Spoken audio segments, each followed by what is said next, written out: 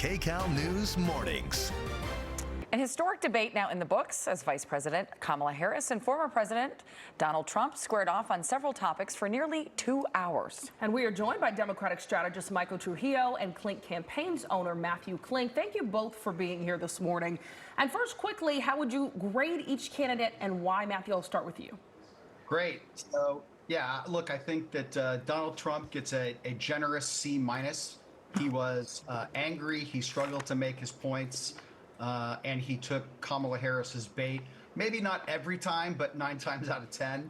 And I give Kamala Harris a solid B+. She could improve, but she controlled the tempo of the debate from the beginning. She was forceful. I think that she passed the test of looking presidential.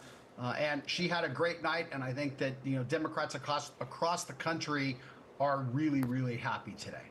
Michael, how would you grade the candidates?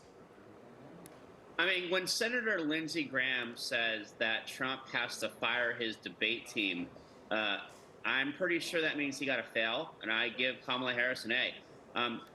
A lot of champagne was had last night, and probably again this morning for Democrats across the country.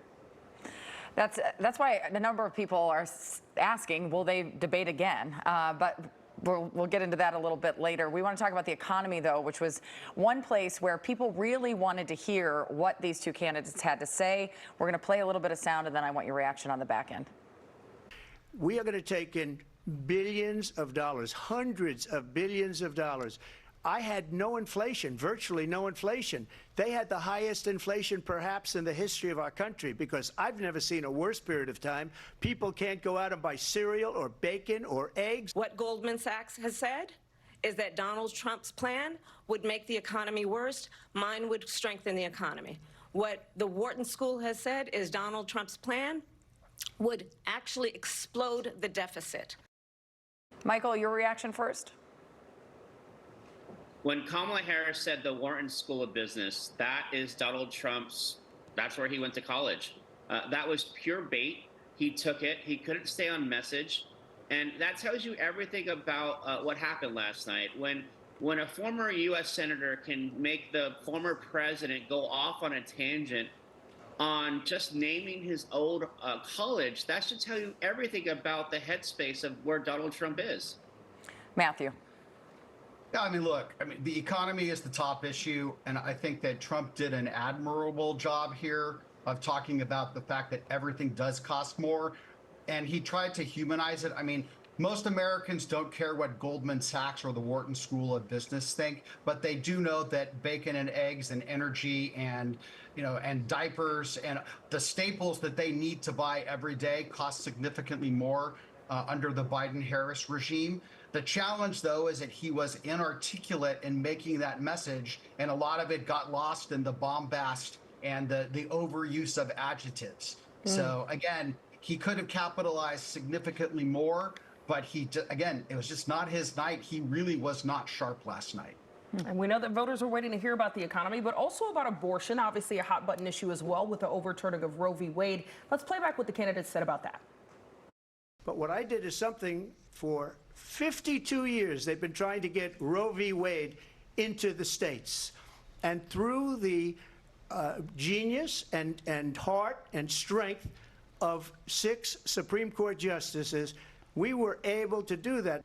When Congress passes a bill to put back in place the protections of Roe v. Wade, as President of the United States, I will proudly sign it into law. All right, I'm going to start with you, Matthew, on this one. And let's remember, this is one of the issues that the moderators had to fact-check Trump on when he claimed that abortions were taking place after birth in some states.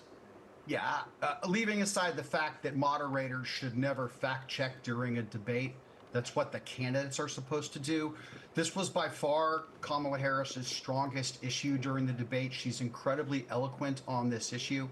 And look, the Republicans have been like the dog that caught the mail truck on abortion.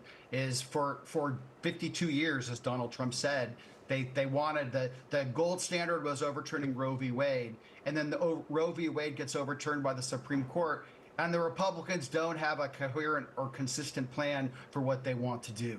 And I think that you're continuing to hear that. saying that it's a state's issue, again, you're going to have broad variances in different states. You know, there are 7 states in the United States that allow abortion up to the very moment of birth.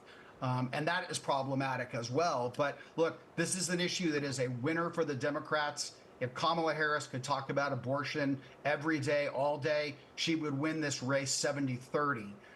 So it's just not a strong issue for Republicans. And what Donald Trump should have done was started talking about it and pivoted to something else of more benefit to him, like the struggling economy under the Biden and Harris administration. And Michael, your thoughts on the abortion conversation last night?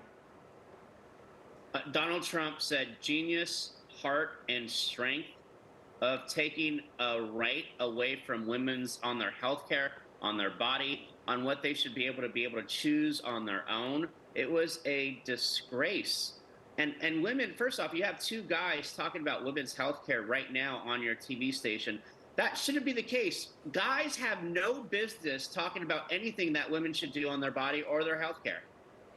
All right, Michael and Matthew, we could continue talking to you all day long. We enjoy both of you, and thank you both for coming on. Thanks for having us.